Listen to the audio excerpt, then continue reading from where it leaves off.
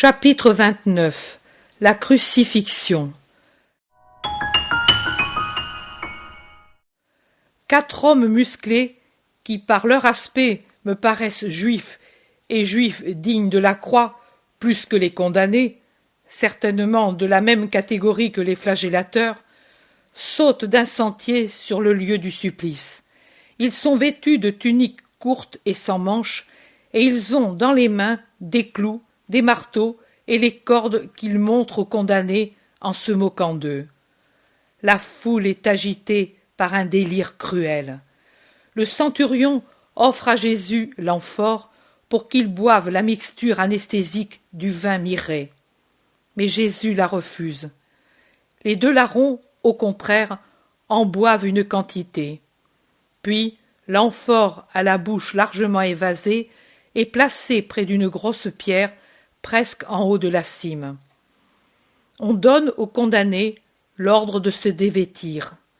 Les 2 larrons le font sans aucune pudeur. Ils s'amusent même à faire des actes obscènes vers la foule et en particulier vers le groupe sacerdotal tout blanc dans ses vêtements de lin et qui est revenu tout doucement sur la petite place plus basse en profitant de sa qualité pour s'insinuer à cet endroit. Aux prêtres se sont unis 2 ou 3 pharisiens et d'autres puissants personnages que la haine rend amis. Et je vois des personnes connues comme le pharisien Jochana et Ismaël, le scribe Sadoc, Élie de Capharnaüm. Les bourreaux offrent aux condamnés 3 loques pour qu'ils se les attachent à l'aine, et les larrons les prennent avec les plus horribles blasphèmes. Jésus, qui se déshabille lentement à cause de la douleur des blessures, la refuse. Il pense peut-être garder les courtes culottes qu'il a gardées même dans la flagellation. Mais quand on lui dit de les enlever, il tend la main pour mendier le chiffon au bourreau, pour cacher sa nudité. C'est vraiment l'anéanti, jusqu'à devoir demander un chiffon au criminel. Mais Marie a vu, et elle a enlevé le long et fin linge blanc qui lui voile la tête sous le manteau foncé, et dans lequel elle a déjà versé tant de pleurs. Elle l'enlève sans faire tomber le manteau, le donne à Jean pour qu'il le présente à Longin pour son fils. Le centurion prend le voile sans difficulté.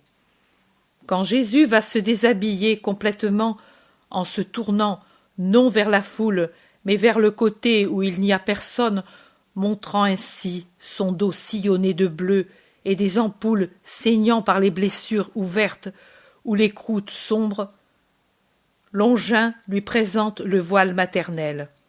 Jésus le reconnaît, il s'en enveloppe en lui faisant faire plusieurs fois le tour du bassin, en le fixant bien pour qu'il ne tombe pas.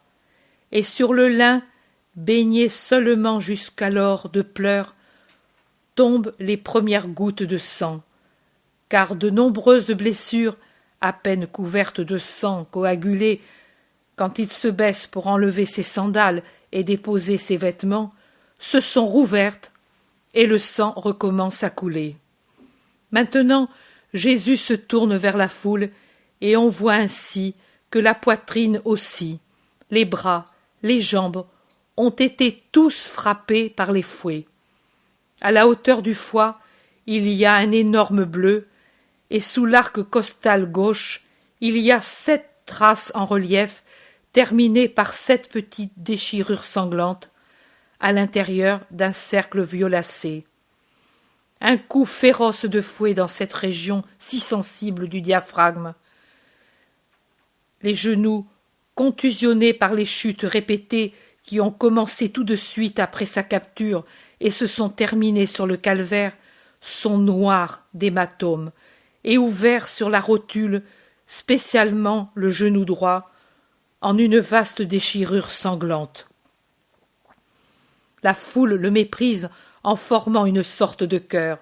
« Ô beau, le plus beau des enfants des hommes, les filles de Jérusalem t'adorent. » Et elle entonne sur le ton d'un psaume mon aimé candide et Rubicon, distingué entre mille et mille, sa tête est d'or pur, ses cheveux des grappes de palmier, soyeux comme la plume du corbeau, ses yeux sont comme deux colombes qui se baignent dans des ruisseaux, non pas d'eau mais de lait, dans le lait de son orbite, ses joues sont des parterres d'aromates, ses lèvres pourpres sont des lys qui ruissellent une myrrhe précieuse, ses mains sont faites comme un travail d'orfèvre terminé en jacinthe rose, son tronc est de l'ivoire veiné de saphir, ses jambes sont des colonnes parfaites de marbre blanc sur des bases d'or, sa majesté est comme celle du Liban, il est plus majestueux que le cèdre élevé, sa langue est imprégnée de douceur,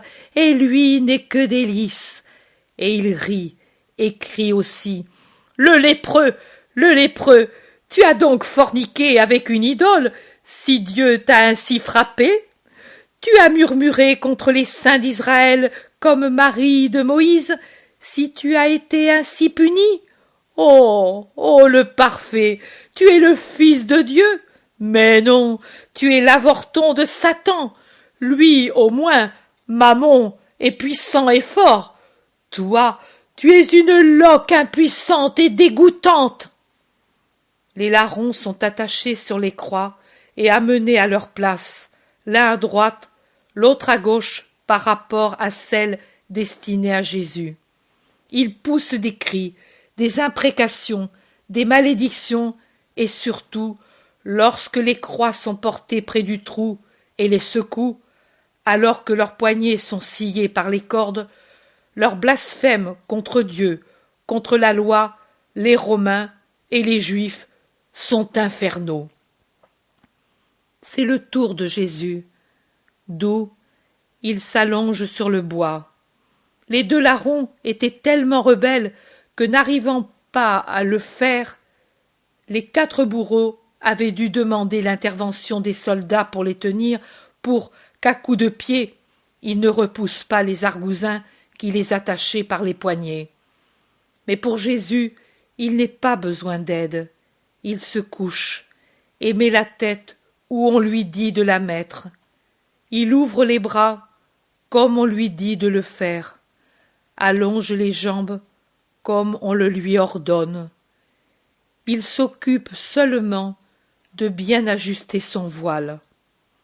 Maintenant, son long corps mince et blanc se détache sur le bois sombre et le sol jaunâtre. 2 bourreaux s'assoient sur la poitrine pour la tenir immobile. Et je pense à l'oppression et à la souffrance qu'il doit avoir ressentie sous ce poids. Un 3e lui prend le bras droit, en le tenant d'une main à la première partie de l'avant-bras et de l'autre au bout des doigts. Le 4e, qui a déjà dans les mains le long clou dont la tige quadrangulaire est en pointe et se termine en une plaque arrondie et plate, large comme un sou d'autrefois, regarde si le trou déjà fait dans le bois correspond à la jointure radio-ulnaire du poignet. Il va bien. Le bourreau applique la pointe du clou au poignet, lève le marteau et donne le premier coup. Jésus, qui avait les yeux fermés, pousse un cri et a une contraction à la suite de la douleur aiguë et ouvre les yeux qui nagent dans les larmes. Ce doit être une douleur atroce qu'il éprouve. Le clou pénètre en rompant les muscles, les veines, les nerfs, en brisant les os. Marie répond au cri de son fils torturé par un gémissement qui a quelque chose de la plainte d'un agneau qu'on égorge, et elle se courbe comme brisée en tenant sa tête dans ses mains. Jésus, pour ne pas la torturer, ne crie plus, mais les coups sont là, méthodiques, âpres, du fer contre le fer. Et quand on pense que dessous c'est un membre vivant qui les reçoit. La main droite est clouée, on passe à la gauche, le trou ne correspond pas aux carpes. Alors ils prennent une corde, lient le poignet gauche et tirent jusqu'à déboîter la jointure et arracher les tendons et les muscles, sans compter qu'il déchire la peau déjà sciée par les cordes de la capture. L'autre main aussi doit souffrir, car elle était tirée par contre-coup, et autour de son clou, le trou s'élargit. Maintenant, on arrive à peine au commencement du métacarpe, près du poignet. Ils se résignent et ils clouent où ils peuvent, c'est-à-dire entre le pouce et les autres doigts, exactement au centre du métacarpe. Là, le clou entre plus facilement, mais avec une plus grande souffrance, car il doit couper des nerfs importants, si bien que les doigts restent inertes, alors que ceux de la main droite ont des contractions et des tremblements qui indiquent leur vitalité. Mais Jésus ne crie plus. Il pousse seulement une plainte rauque derrière ses lèvres fortement fermées, et des larmes de douleur tombent par terre après être tombées sur le bois. Maintenant, c'est le tour des pieds. À 2 mètres et plus de l'extrémité de la croix, il y a un petit coin, à peine suffisant pour un pied. On y porte les pieds pour voir si la mesure est bonne, et comme il est un peu bas, et que les pieds arrivent difficilement, on étire par les chevilles le pauvre martyr. Le bois rêche de la croix frotte ainsi sur les blessures, déplace la couronne, qui ainsi arrache de nouveaux cheveux et menace de tomber. Un bourreau, d'un coup de poing, la remet en place. Maintenant, ceux qui étaient assis sur la poitrine de Jésus se lèvent pour se placer sur les genoux, car Jésus a un mouvement involontaire pour retirer ses jambes, en voyant briller au soleil le clou très long qui, en longueur et en largeur, est le double de ceux qui ont servi pour les mains. Et il pèse sur les genoux écorchés et presse les pauvres jambes couvertes de contusions, pendant que les 2 autres accomplissent le travail, beaucoup plus difficile, de clouer un pied sur l'autre, en cherchant à combiner ensemble les 2 jointures des tarses. Bien qu'il s'applique à tenir les pieds immobiles à la cheville et aux 10 doigts contre le coin, le pied qui est dessous se déplace à cause de la vibration du clou, et ils doivent le déclouer presque, parce qu'après être entré dans les parties molles, le clou déjà épointé pour avoir traversé le pied droit doit être amené un peu plus vers le milieu. Et il frappe, frappe, frappe. On n'entend que le bruit atroce du marteau sur la tête du clou, car sur tout le calvaire, ce ne sont que yeux et oreilles tendus pour recueillir tout geste et tout bruit, et en jouir. Par-dessus le son âpre du fer, on entend la plainte sourde d'une colombe, le rauque gémissement de Marie qui se courbe de plus en plus à chaque coup, comme si le marteau la blessait, elle, la mère martyre. Et on comprend qu'elle semble près d'être brisée par cette torture. La crucifixion est redoutable, égale à la flagellation pour la douleur, plus atroce à voir, car on voit le clou disparaître dans les chairs vivantes, mais en compensation, elle est plus brève, alors que la flagellation épuise par sa durée. Pour moi, l'agonie du jardin, la flagellation et la crucifixion sont les moments les plus atroces. Elles me dévoilent toute la torture du Christ. La mort me soulage, car je me dis, c'est fini. Mais elles ne sont pas la fin, elles sont le commencement pour de nouvelles souffrances. Maintenant, la croix est traînée près du trou, et elle rebondit sur le sol inégal, en secouant le pauvre crucifié. On dresse la croix qui échappe par 2 fois à ceux qui la lèvent et retombe une fois soudainement et une autre fois sur le bras droit de la croix, en donnant un affreux tourment à Jésus, car la secousse qu'il subit déplace les membres blessés.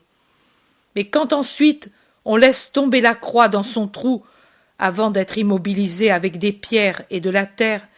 Elle ondule en tous les sens en imprimant de continuels déplacements au pauvre corps suspendu à 3 clous. La souffrance doit être atroce. Tout le poids du corps se déplace en avant et vers le bas, et les trous s'élargissent, en particulier celui de la main gauche, et s'élargit le trou des pieds, alors que le sang coule plus fort. Le sang des pieds coule le long des doigts, par terre, et le long du bois de la croix. Mais celui des mains suit les avant-bras, car ils sont plus hauts aux poignets qu'aux aisselles, par suite de la position, et il coule aussi le long des côtes, en descendant de l'aisselle vers la taille. La couronne, quand la croix ondule avant d'être fixée, se déplace, car la tête se rabat vers l'arrière, en enfonçant dans la nuque le gros nœud d'épines qui termine la couronne piquante, et puis revient se placer sur le front, et griffe sans pitié. Finalement, la croix est bien en place, et il n'y a que le tourment d'y être suspendu.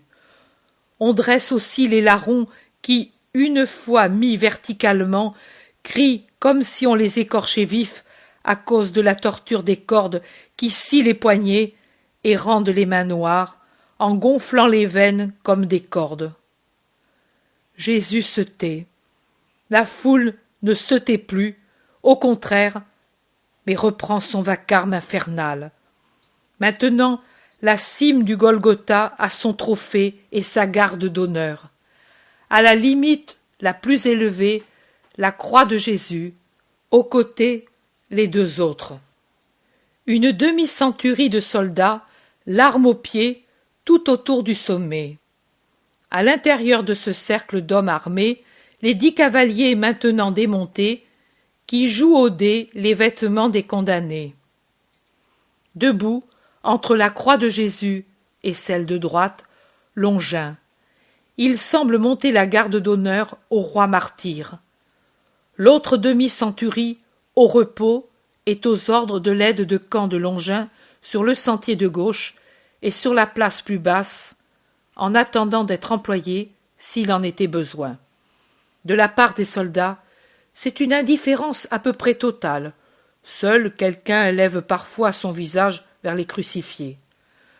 Longin, au contraire, observe tout avec curiosité et intérêt.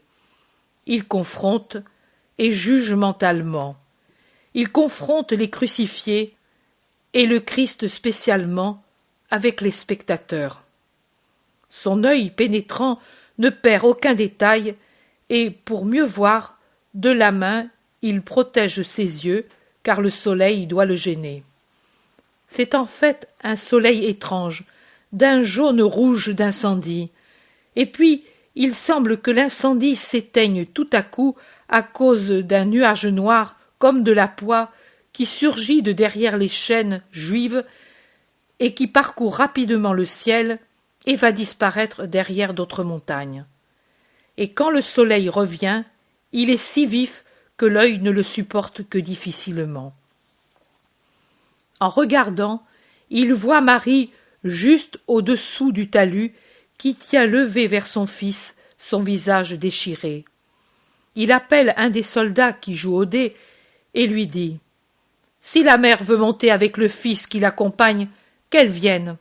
Accompagne-la et aide-la. » Et Marie, avec Jean, que l'on croit son fils, monte par un petit escalier creusé dans le tuffeau, je crois, et franchit le cordon de soldats pour aller au pied de la croix, mais un peu à l'écart pour être vue et pour voir son Jésus.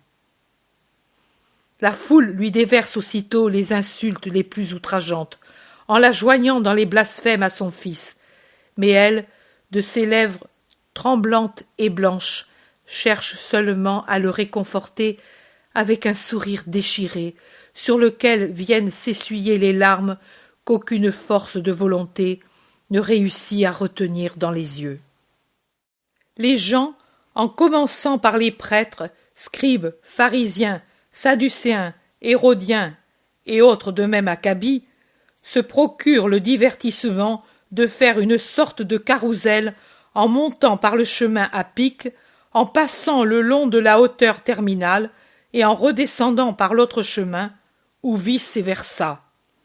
Et en passant au pied de la cime sur la seconde petite place, ils ne manquent pas d'offrir leurs paroles blasphématrices en hommage aux mourants. Toute la turpitude, la cruauté, toute la haine et la folie dont les hommes sont capables avec la langue sortent à flot de ces bouches infernales. Les plus acharnés sont les membres du temple avec les pharisiens pour les aider. 3 prêtres crient « Eh bien, toi, sauveur du genre humain, pourquoi ne te sauves-tu pas? Il t'a abandonné, ton roi Belzébuth, il t'a renié. » Et une bande de Juifs « Toi qui, pas plus tard qu'il y a 5 jours, avec l'aide du démon, faisais dire au Père « Ha ha ha, qu'il t'aurait glorifié, comment donc ne lui rappelles-tu pas de tenir sa promesse ?» Et 3 pharisiens. « Blasphémateur, il a sauvé les autres, disait-il, avec l'aide de Dieu, et il ne réussit pas à se sauver lui-même. Tu veux qu'on te croie? Alors fais le miracle. Tu ne peux, hein? Maintenant, tu as les mains clouées, et tu es nu. » Et des Sadducéens et des Hérodiens aux soldats. « Gare à l'envoûtement, vous qui avez pris ses vêtements. Il a en lui le signe infernal. » Une foule en chœur. « Descends de la croix, et nous croirons en toi, toi qui détruis le temple. Fou! Regarde là le glorieux et saint temple d'Israël. Il est intouchable, ô profanateur. Et toi tu meurs. » D'autres prêtres. « Blasphémateur! Toi, fils de Dieu? Et descends de là, alors! Foudroie-nous, si tu es Dieu! Nous ne te craignons pas, et nous crachons vers toi. » D'autres qui passent et hochent la tête. « Il ne sait que pleurer. Sauve-toi, s'il est vrai que tu es l'élu. » Les soldats. « Et sauve-toi donc, réduis en cendres cette subure de la subure. Oui, subure de l'Empire. Voilà ce que vous êtes, canaille de Juifs. Fais-le. Rome te mettra au Capitole et t'adorera comme une divinité. » Les prêtres avec leurs compères. « Ils étaient plus doux, les bras des femmes, que ceux de la croix, n'est-ce pas? Mais regarde, ils sont déjà prêts à te recevoir, et ils disent un terme infâme. Tu as Jérusalem tout entière pour te servir de paranymphe, et ils sifflent comme des charretiers. D'autres lancent des pierres. Change-les en pain, toi qui multiplies les pains. D'autres, en singeant les hosannas du dimanche des palmes, lancent des branches et crient Maudit celui qui vient au nom du démon, maudit son royaume, gloire à Sion qui le sépare du milieu des vivants. Un pharisien se place en face de la croix. Il montre le poing en lui faisant les cornes et il dit Je te confie au Dieu de Sinaï, disais-tu. Maintenant, le Dieu du Sinaï te prépare au feu éternel. Pourquoi n'appelles-tu pas Jonas pour qu'il te rende un bon service? Un autre. N'abîme pas la croix avec les coups de ta tête. Elle doit servir pour tes fidèles. Une légion entière en mourra sur ton bois. Je te le jure, sur Yahvé. Et pour commencer, j'y mettrai Lazare. Nous verrons si tu l'enlèves à la mort maintenant. Oui, oui, allons chez Lazare. Clouons-le de l'autre côté de la croix. Et comme des perroquets, ils imitent la parole lente de Jésus en disant Lazare, mon ami, viens dehors, déliez-le et laissez-le aller. Non, il disait à Marthe et à Marie, ces femmes, je suis la résurrection et la vie. Ha ha ha, la résurrection ne sait pas repousser la mort, et la vie meurt. Voici Marie avec Marthe. Demandons-leur où est Lazare, et allons le chercher. Et il s'avance vers les femmes pour leur demander avec arrogance Où est Lazare? Au palais? Et Marie-Madeleine, alors que les autres femmes terrorisées fuient derrière les bergers, s'avance, retrouvant dans sa douleur sa vieille hardiesse du temps du péché, et elle dit « Allez, vous trouverez déjà au palais les soldats de Rome et 500 hommes armés de mes terres, et ils vous castreront comme de vieux boucs destinés au repas des esclaves aux meules. » « Effronté, c'est ainsi que tu parles aux prêtres ? » « Sacrilège, infâme, maudit, tournez-vous. Derrière vous, vous avez, je le vois, les langues des flammes infernales. » Les lâches se tournent, vraiment terrorisés, tant est assurée l'affirmation de Marie, mais s'ils n'ont pas les flammes derrière eux, ils ont au rein les lances romaines bien pointues. En effet, Longin a donné un ordre, et la demi-centurie, qui était au repos, est entrée en faction, et elle pique aux fesses les premiers qu'elle trouve. Ceux-ci s'enfuient en criant, et la demi-centurie reste pour fermer l'entrée des deux chemins et pour faire un barrage à la petite place. Les Juifs crient des imprécations, mais Rome est la plus forte. La Madeleine rabaisse son voile, et elle l'avait levé pour parler à ceux qui les insultaient, et revient à sa place. Les autres se joignent à elle. Mais le larron de gauche continue ses insultes du haut de sa croix. Il semble qu'il ait voulu rassembler tous les blasphèmes d'autrui, et il les débite tous, en disant pour finir « Sauve-toi, et sauve-nous, si tu veux que l'on te croie. Le Christ, toi, tu es un fou. Le monde appartient aux fourbes, et Dieu n'existe pas. Moi j'existe, cela est vrai, et pour moi tout est permis. Dieu, faribole, mise pour nous tenir tranquilles. Vive notre moi, lui seul est roi et Dieu. » L'autre larron, celui de droite, a Marie presque à ses pieds, et il la regarde presque plus qu'il ne regarde le Christ. Depuis un moment, il pleure en murmurant « La mère !» Il dit « Tais-toi, tu ne crains pas Dieu, même maintenant que tu souffres cette peine. Pourquoi insultes-tu celui qui est bon? Et son supplice est encore plus grand que le nôtre, et il n'a rien fait de mal. » Mais l'autre continue ses imprécations. Jésus se tait, haletant à cause de l'effort que lui impose sa position, à cause de la fièvre et de son état cardiaque et respiratoire, conséquence de la flagellation subie sous une forme aussi violente, et aussi de l'angoisse profonde qui lui avait fait suer sang. Il cherche à se procurer un soulagement en allégeant le poids qui pèse sur ses pieds, en se suspendant à ses mains par la force des bras.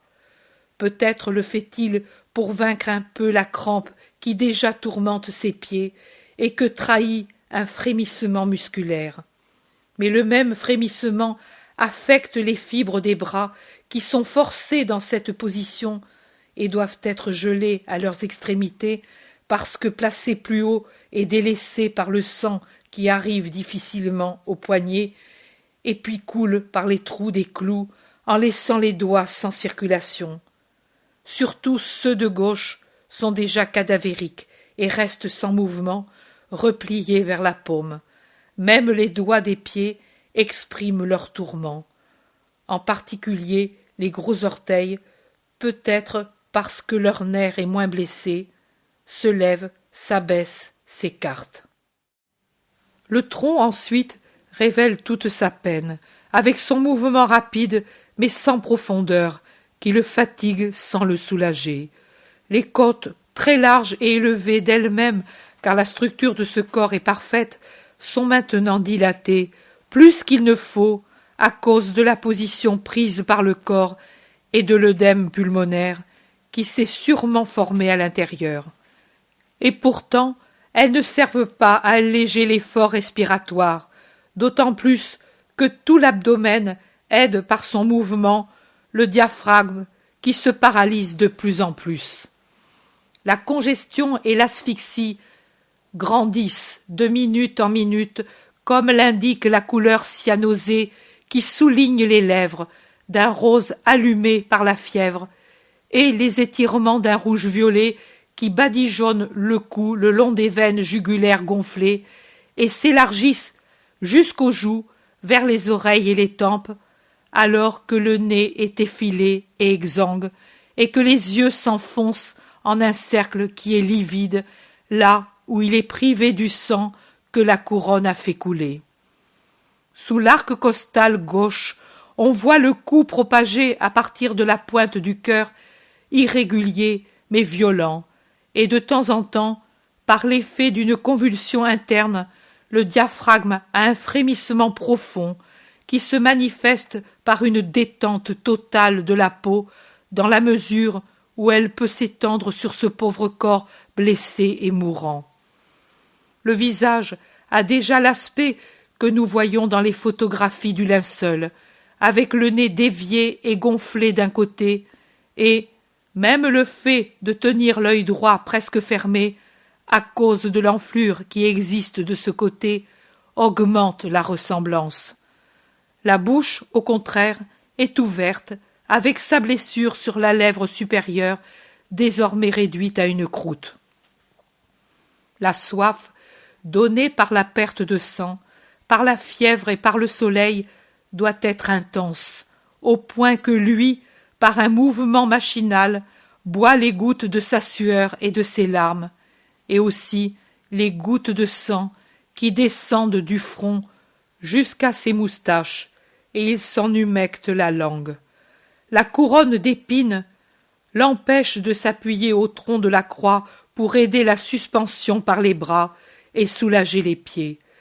Les reins et toute l'épine dorsale se courbent vers l'extérieur en restant détachés du tronc de la croix à partir du bassin vers le haut à cause de la force d'inertie qui fait pencher en avant un corps suspendu comme était le sien. Les Juifs, repoussés au-delà de la petite place, ne cessent pas leurs insultes, et le larron impénitent leur fait écho. L'autre, qui maintenant regarde la mère avec une pitié toujours plus grande et pleure, lui riposte âprement quand il se rend compte qu'elle aussi est comprise dans l'insulte. « Tais-toi, rappelle-toi que tu es né d'une femme, et réfléchis que les nôtres ont pleuré à cause de leur fils, et ce furent des larmes de honte, parce que nous sommes des criminels. Nos mères sont mortes. Je voudrais pouvoir lui demander pardon. Mais le pourrais-je? C'était une sainte. Je l'ai tuée par la douleur que je lui ai donnée. Je suis un pécheur. Qui me pardonne? Mère, au nom de ton fils mourant, prie pour moi. » La mère lève un moment son visage torturé, et elle le regarde, ce malheureux, qui, à travers le souvenir de sa mère et la contemplation de la mère, va vers le repentir, et elle paraît le caresser de son regard de colombe. Dismas pleure plus fort, ce qui déchaîne encore plus les moqueries de la foule et de son compagnon. La première crie « Bravo, prends-la pour mère, ainsi elle a 2 fils criminels !»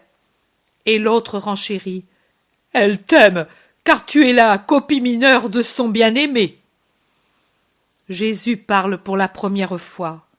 « Père, pardonne-leur, parce qu'ils ne savent pas ce qu'ils font. » Cette prière chasse toute crainte chez Dismas. Il ose regarder le Christ et dit « Seigneur, souviens-toi de moi quand tu seras dans ton royaume. Pour moi, il est juste que je souffre ici, mais donne-moi miséricorde et paix au-delà de la vie. Une fois, je t'ai entendu parler, et, dans ma folie, j'ai repoussé ta parole. Maintenant, je m'en repens. De mes péchés, je me repens devant toi, Fils du Très-Haut. Je crois que tu viens de Dieu. Je crois en ton pouvoir. Je crois en ta miséricorde. Christ, pardonne-moi au nom de ta mère et de ton Père très saint. Jésus se tourne et le regarde avec une profonde pitié, et il a un sourire encore très beau sur sa pauvre bouche torturée. Il dit : Moi, je te le dis, aujourd'hui, tu seras avec moi au paradis. Le larron repenti se calme, et, ne sachant plus les prières apprises pendant son enfance, il répète comme une oraison jaculatoire : Jésus, Nazaréen, roi des Juifs, aie pitié de moi. Jésus, Nazaréen, roi des Juifs, j'espère en toi. Jésus, Nazaréen, roi des Juifs, je crois à ta divinité. L'autre persiste dans ses blasphèmes. Le ciel devient toujours plus sombre. Maintenant, c'est difficilement que les nuages s'ouvrent pour laisser passer le soleil, mais ils s'amoncellent en couches de plus en plus sombres, blanches, verdâtres, se surmontent, se démêlent, selon les caprices d'un vent froid qui parcourt le ciel, à intervalles, et puis descend sur la terre, et puis se tait de nouveau. Et l'air est presque plus sinistre quand il se tait, étouffant et mort, que quand il siffle, coupant et rapide. La lumière, d'abord vive outre mesure, est en train de devenir verdâtre. Les visages prennent des aspects bizarres.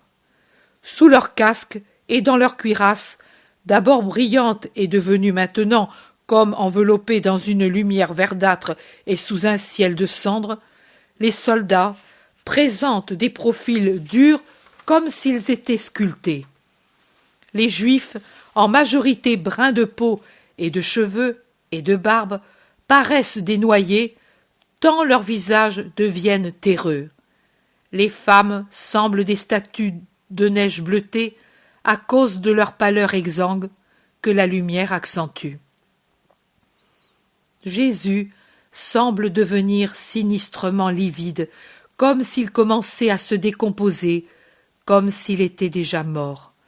La tête commence à retomber sur la poitrine. Ses forces manquent rapidement. Il tremble, malgré la fièvre qui le brûle, et dans sa faiblesse, il murmure le nom que d'abord il a seulement dit du fond du cœur. « Maman, maman !» Il le murmure doucement, comme dans un soupir, comme s'il éprouvait déjà un léger délire qui l'empêche de le retenir autant que sa volonté le voudrait. Et Marie, chaque fois, ne peut s'empêcher de lui tendre les bras, comme pour le secourir. Les gens cruels rient de ce spasme du mourant et de celle qui le partage. Ils montent de nouveau par derrière les bergers qui, cependant, sont sur la petite place basse. Comme les soldats voudraient les repousser, les prêtres et les scribes réagissent en disant : « N'y sont-ils pas ces Galiléens ?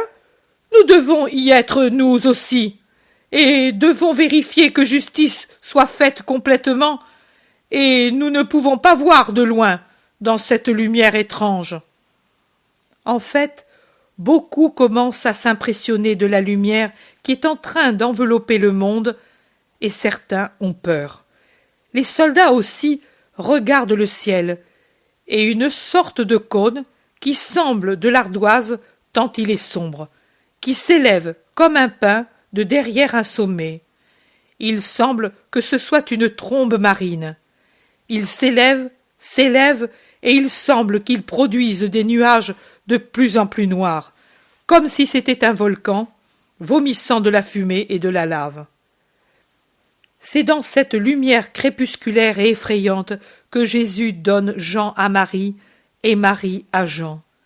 Il penche la tête, car la mère, pour mieux voir, s'est mise plus près sous la croix, et il lui dit : « Femme, voilà ton fils. Fils, voilà ta mère. » Marie a le visage encore plus bouleversé après cette parole qui est le testament de son Jésus, qui n'a rien à donner à sa mère, sinon un homme. Lui, qui par amour de l'homme, la prive de l'homme-Dieu, qui est né d'elle. Mais elle, la pauvre mère, s'efforce de ne pleurer que silencieusement, car elle ne peut pas ne pas pleurer. Ses larmes coulent, malgré les efforts qu'elle fait pour les retenir, bien que sa bouche ait son sourire déchirant qu'elle fixe sur ses lèvres pour lui, pour le réconforter, lui. Les souffrances ne cessent de grandir, et la lumière ne cesse de décroître. C'est dans cette lumière de fond marin que sortent de derrière les Juifs Nicodème et Joseph, et ils disent « Écartez-vous !»« Impossible, que voulez-vous » disent les soldats. « Passez, nous sommes des amis du Christ. » Les chefs des prêtres se tournent. « Qui ose se déclarer comme ami du rebelle ?» Et Joseph résolument. « Moi, noble membre du grand conseil, Joseph d'Arimathie, l'ancien, et j'ai avec moi Nicodème, chef des Juifs. Qui pactise avec le rebelle est un rebelle, et qui pactise avec les assassins est un assassin, Éléazar d'Anna. J'ai vécu en juste, et maintenant je suis âgé et près de mourir.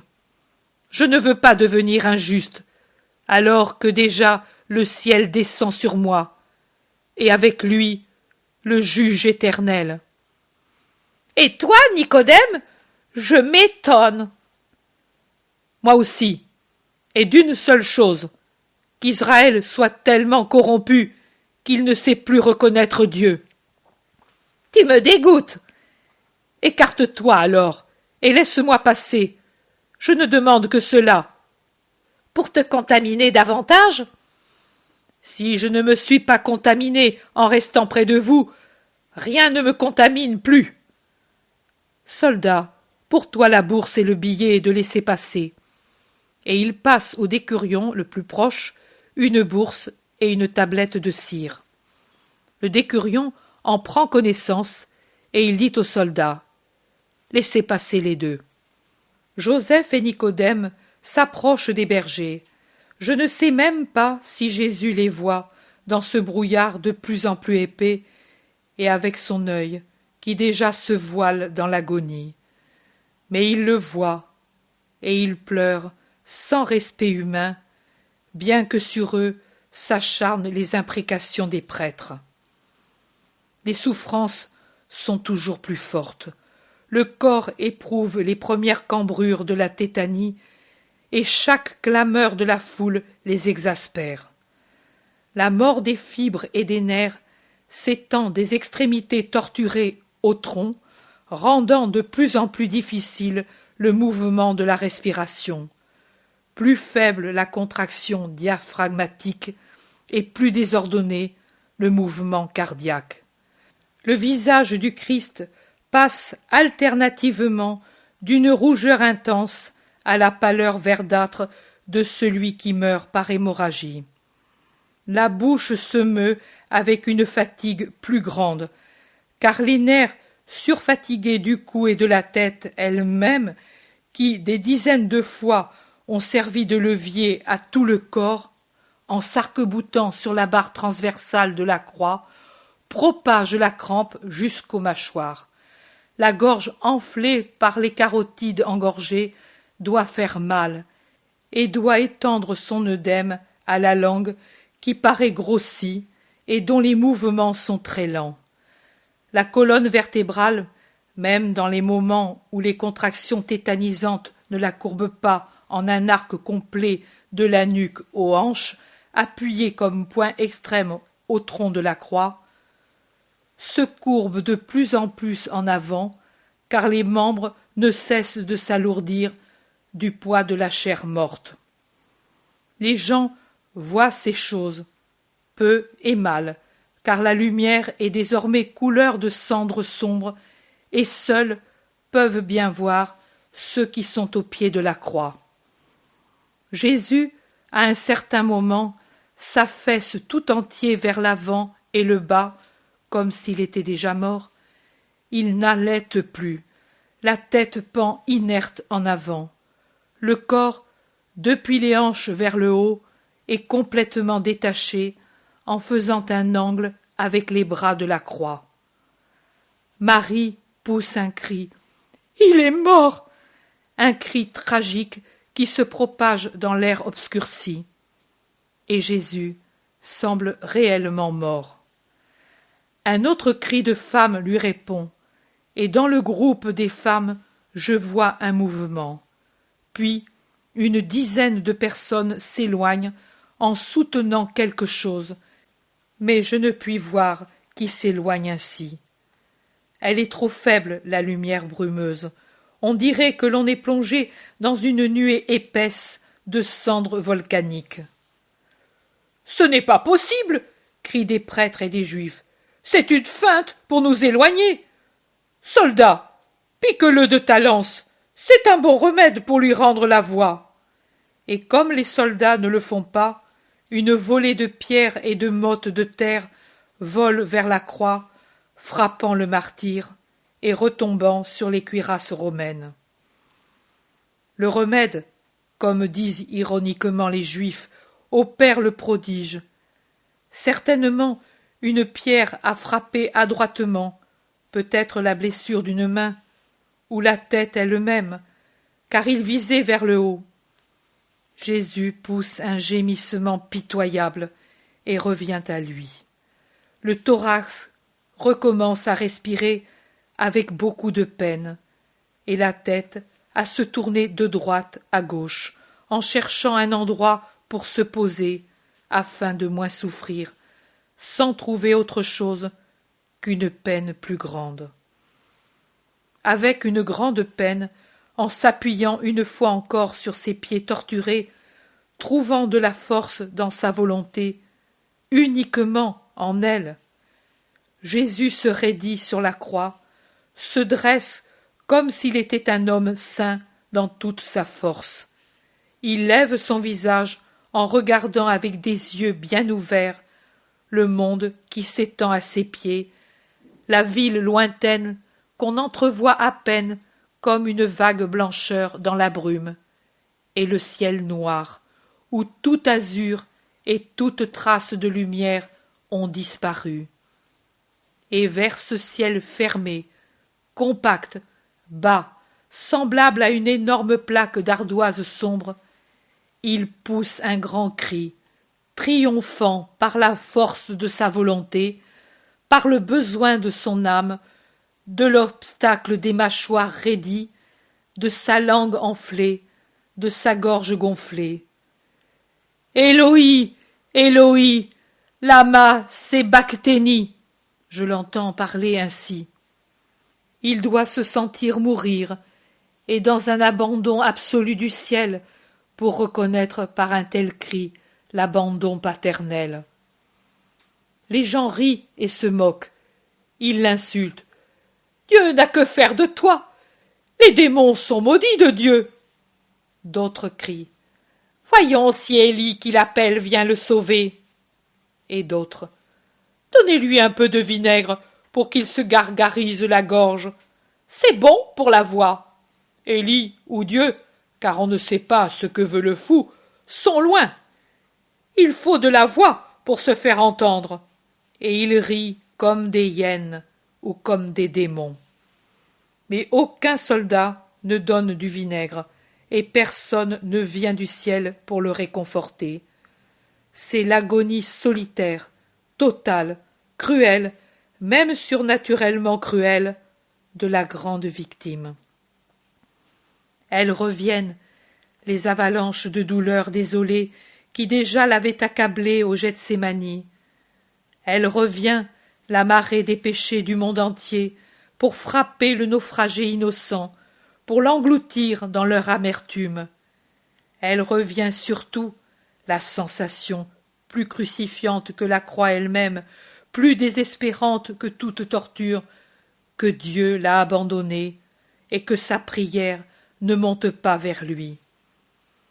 Et c'est le tourment final, celui qui accélère la mort, car il exprime les dernières gouttes de sang des pores, parce qu'il écrase les dernières fibres du cœur, car il termine ce que la première connaissance de cet abandon a commencé, la mort.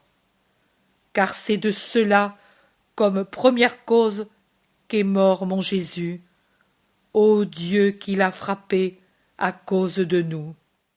Après ton abandon, par l'effet de ton abandon, que devient une créature?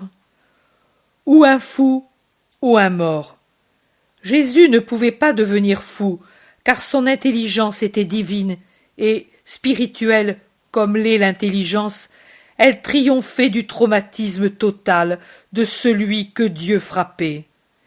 Il devint donc un mort, le très saint mort, le mort absolument innocent. Mort, lui qui était la vie, tué par ton abandon et par nos péchés. L'obscurité devient encore plus épaisse. Jérusalem disparaît complètement.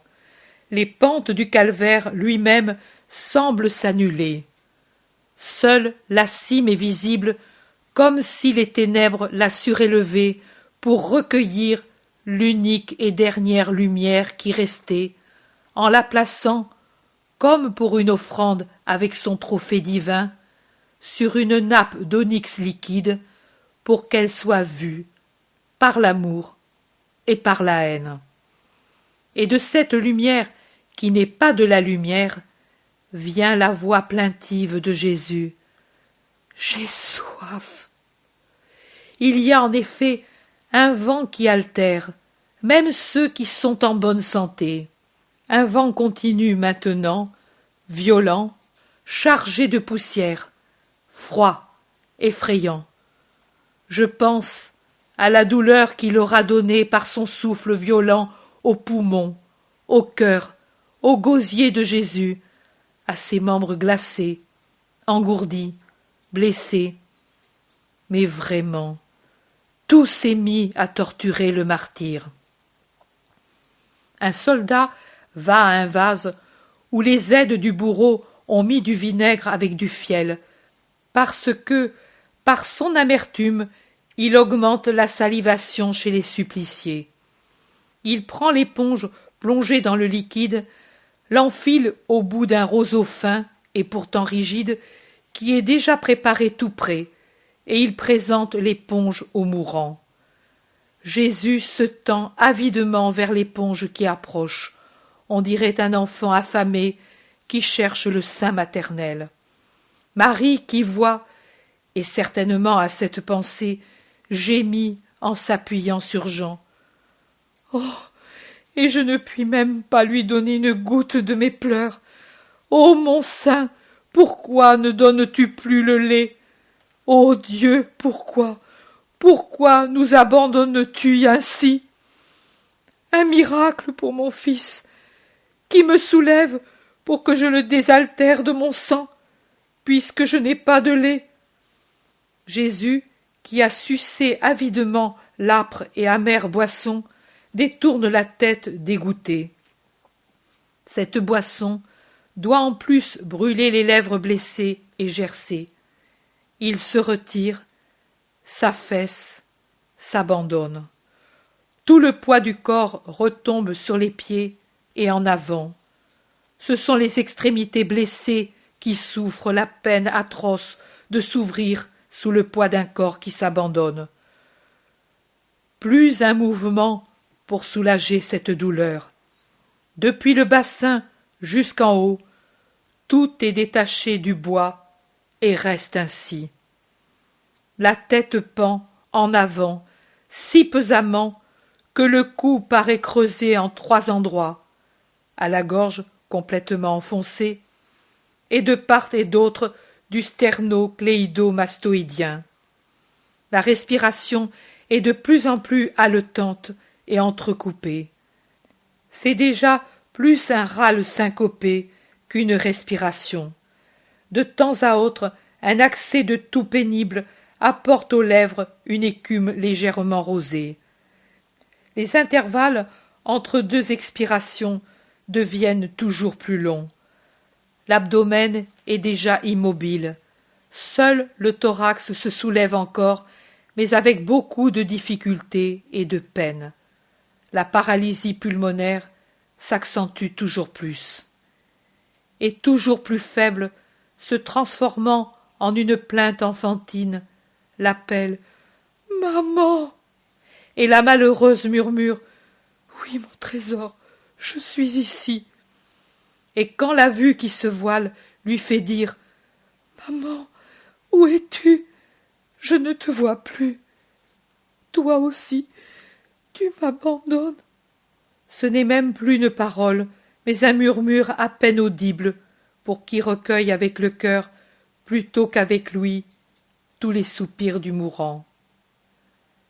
Elle dit « Non, non, fils, moi je ne t'abandonne pas. Écoute-moi, mon aimé. Maman est ici, elle est ici, et son seul tourment est de ne pas pouvoir venir où tu es. » C'est un déchirement, et Jean pleure sans retenue. Jésus doit entendre ses sanglots, mais il ne dit rien. Je pense que la mort imminente le fait parler comme s'il délirait, et ne sait même pas ce qu'il dit. Et malheureusement, ne comprend pas même le réconfort maternel et l'amour du préféré. Longin, sans le remarquer, a quitté son attitude de repos, mains croisées sur la poitrine et jambes se balançant, reposant tantôt un pied, tantôt l'autre, à cause de la longueur de la tente. Maintenant, au contraire, il se raidit dans le garde-à-vous, la main gauche sur son épée, la main droite pendant le long de son côté, comme s'il était sur les marches du trône impérial. Il ne veut pas s'émouvoir, mais son visage s'altère dans l'effort qu'il fait pour vaincre l'émotion, et ses yeux brillent d'une larme que seule retient sa discipline de fer. Les autres soldats qui jouaient aux dés ont cessé et se sont levés pour remettre les casques qui avaient servi pour agiter les dés, et se tiennent en groupe près du petit escalier creusé dans le tuffeau, silencieux, attentifs. Les autres sont de service et ne peuvent changer de position. On dirait des statues. Mais l'un des plus proches et qui entend les paroles de Marie bougonne quelque chose entre ses lèvres et hoche la tête. Un silence, puis net dans l'obscurité totale, la parole « Tout est accompli ». Et ensuite, c'est le halètement de plus en plus rauque, avec, entre les râles, des intervalles de silence de plus en plus longs. Le temps s'écoule sur ce rythme angoissant. La vie revient quand l'air est rompu par le halètement âpre du mourant. La vie cesse quand ce son pénible ne s'entend plus. On souffre de l'entendre, on souffre de ne pas l'entendre. On dit « c'est assez de souffrance » et on dit « ô Dieu, que ce ne soit pas son dernier soupir ».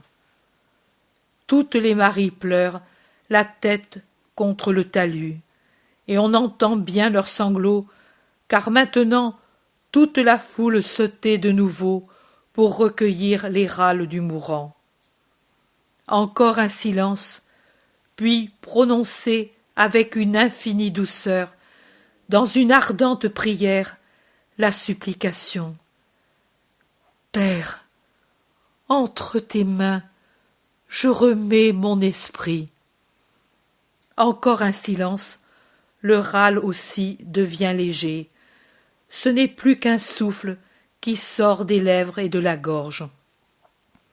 Puis, voilà, le dernier spasme de Jésus, une convulsion atroce qui paraît vouloir arracher du bois le corps qui y est fixé par 3 clous, monte par 3 fois des pieds à la tête, court à travers tous les pauvres nerfs torturés, soulève 3 fois l'abdomen d'une manière anormale, puis le laisse, après l'avoir dilaté comme par un bouleversement des viscères. Et il retombe, et se creuse, comme s'il était vidé. Elle se lève, gonfle, resserre si fortement le thorax que la peau se creuse entre les côtes qui se tendent, en apparaissant sous l'épiderme, et rouvrant les blessures de la flagellation. Elle porte violemment en arrière 1, 2, 3 fois la tête qui frappe durement contre le bois. Elle contracte en un seul spasme tous les muscles du visage, en accentuant la déviation de la bouche à droite. Elle fait ouvrir et dilater les paupières, sous lesquelles on voit rouler le globe oculaire et apparaître la sclérotique. Le corps se tend tout entier, dans la dernière des 3 contractions. C'est un arc tendu, vibrant, terrible à voir. Et puis un cri puissant, impensable en ce corps épuisé, se dégage, déchire l'air. Le grand cri dont parlent les évangiles et qui est la première partie du mot maman. Et plus rien. La tête retombe sur la poitrine, le corps en avant, le frémissement cesse, et cesse aussi la respiration. Il a expiré. La terre répond au cri de celui qu'on a tué par un grondement effrayant. Il semble que de 1000 buccins, des géants font sortir un son unique et, sur cet accord terrifiant, voici les notes isolées, déchirantes des éclairs qui sillonnent le ciel en tous sens, tombant sur la ville, sur le temple, sur la foule. Je crois qu'il y aura eu des gens foudroyés, car la foule est frappée directement. Les éclairs sont l'unique lumière, et irrégulière, qui permette de voir. Et puis, tout à coup, pendant que durent encore les décharges de la foudre, la terre s'ébranle en un tourbillon de vent cyclonique. Le tremblement de terre et la trombe d'air se fondent pour donner un châtiment apocalyptique aux blasphémateurs. Le sommet du Golgotha ondule et danse comme un plat dans la main d'un fou, dans les secousses vibratoires et ondulatoires qui secouent tellement les 3 croix qu'il semble qu'elles doivent les renverser. Longin, Jean, les soldats s'accrochent où ils peuvent, comme ils peuvent, pour ne pas tomber. Mais Jean, pendant qu'avec un bras il se tient à la croix, avec l'autre soutient Marie, qui, à cause de sa douleur et des secousses, s'abandonne sur son cœur. Les autres soldats, et surtout ceux du côté en pente, ont dû se réfugier au milieu pour ne pas être jetés en bas de la pente. Les larrons crient de terreur, la foule crie encore plus fort et voudrait s'enfuir, mais elle ne le peut. Les gens tombent les uns sur les autres, s'écrasent, se précipitent dans les fentes du sol, se blessent, roulent le long de la pente, deviennent fous. Par 3 fois se répète le tremblement de terre et la trombe d'air. Et puis, c'est l'immobilité absolue d'un monde mort. Seuls des éclairs, mais sans tonnerre, sillonnent encore le ciel et éclairent la scène des Juifs qui fuient dans tous les sens, les mains dans les cheveux, ou tendus en avant, ou levés vers le ciel, méprisés jusque-là, et dont maintenant ils ont peur. L'obscurité est tempérée par une lueur lumineuse qui, aidée par l'émission silencieuse et magnétique des éclairs, permet de voir que beaucoup restent sur le sol, morts ou évanouis, je ne sais. Une maison brûle, à l'intérieur des murs, et les flammes s'élèvent droites dans l'air immobile, mettant une nuance de rouge vif sur le vert cendre de l'atmosphère. Marie lève sa tête de dessus la poitrine de Jean et regarde son Jésus. Elle l'appelle, car elle le voit mal dans la faible lumière, et avec ses pauvres yeux pleins de larmes. 3 fois elle l'appelle. Jésus, Jésus, Jésus. C'est la première fois qu'elle l'appelle par son nom depuis qu'il est sur le calvaire. Enfin, dans un éclair qui fait une sorte de couronne sur la cime du Golgotha, elle le voit immobile, tout penché en avant, avec la tête tellement inclinée en avant et à droite, au point de toucher l'épaule avec la joue et les côtes avec le menton. Et elle comprend. Elle tend ses mains qui tremblent dans l'air obscurci et crie « Mon fils! Mon fils! Mon fils !» Puis elle écoute. Elle a la bouche ouverte. Elle semble vouloir écouter même avec elle. Comme elle a les yeux dilatés pour voir. Elle ne peut croire que son Jésus n'est plus. Jean, lui aussi, a regardé et écouté. Il a compris que tout est fini. De ses bras, il saisit Marie et cherche à l'éloigner en disant « Il ne souffre plus ». Mais avant que l'apôtre termine la phrase, Marie, qui a compris, se dégage, tourne sur elle-même, se penche vers le sol, porte les mains à ses yeux et crie « Je n'ai plus de fils !» Et puis, elle vacille et tomberait si Jean ne la recueillait toute sur son cœur. Puis, il s'assoit par terre pour mieux la soutenir sur sa poitrine jusqu'à ce que les maris remplacent l'apôtre auprès de la mère. Elles, en effet, ne sont plus retenues par le cercle supérieur des soldats, car, maintenant que les Juifs se sont enfuis, ils se sont rassemblés sur la petite place qui est au-dessous pour commenter l'événement. Marie-Madeleine s'assoit où était Jean et allonge presque Marie sur ses genoux, la soutenant entre ses bras et sa poitrine, baisant son visage exsangue, renversé, sur son épaule compatissante. Marthe et Suzanne, avec une éponge et un linge trempé dans le vinaigre, lavent ses tempes et ses narines, pendant que sa belle-sœur lui baise les mains en l'appelant d'une voix déchirante. Et dès que Marie rouvre les yeux et tourne vers elle un regard que la douleur rend, pour ainsi dire, hébété, elle lui dit « Fille, fille chérie, écoute, dis-moi que tu me vois, je suis ta Marie, ne me regarde pas ainsi !»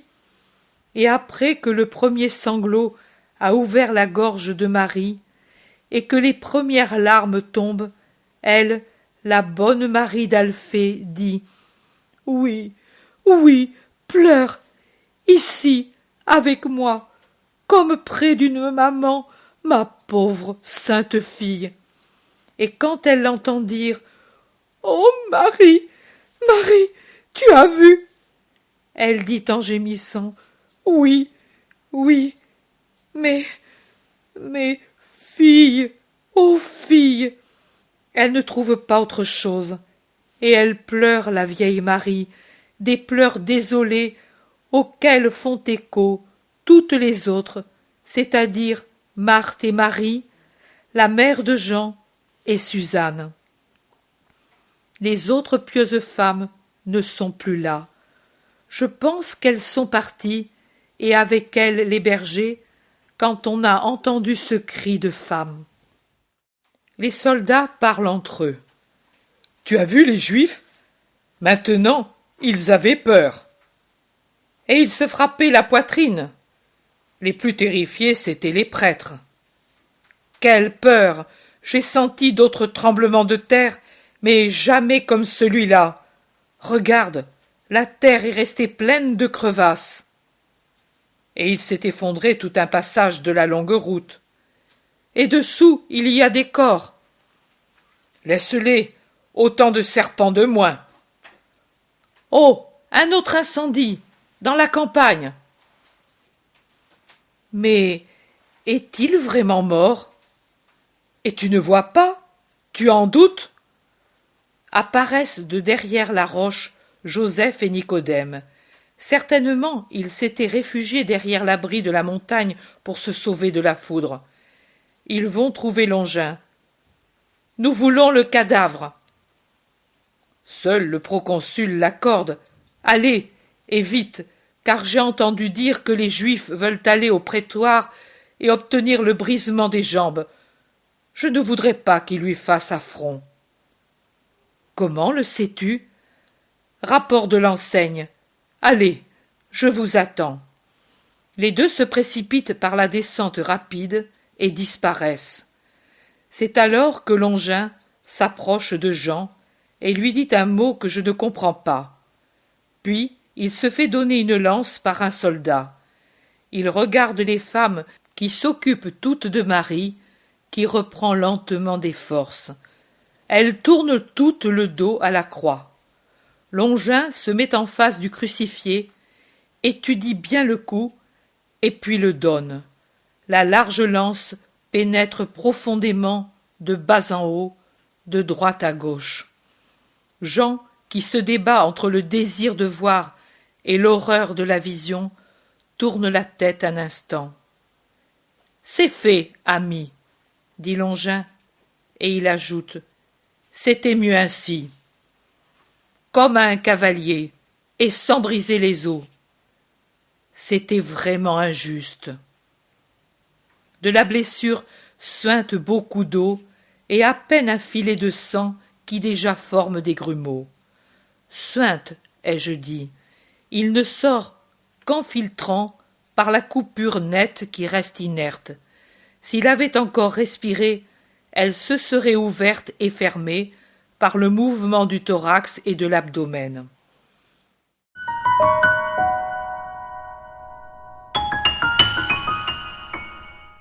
L'intérêt pour les écrits de Maria Valtorta ne cesse de grandir. Et les fruits récoltés, vocation, conversion, sont immenses. Visionnaire de la vie du Christ, de la conception de Marie jusqu'au début de l'Église, sa description des personnages, de leur psychologie, la précision des lieux où ils évoluent, des coutumes et mœurs de l'époque, est proprement sidérante et à ce jour inégalée.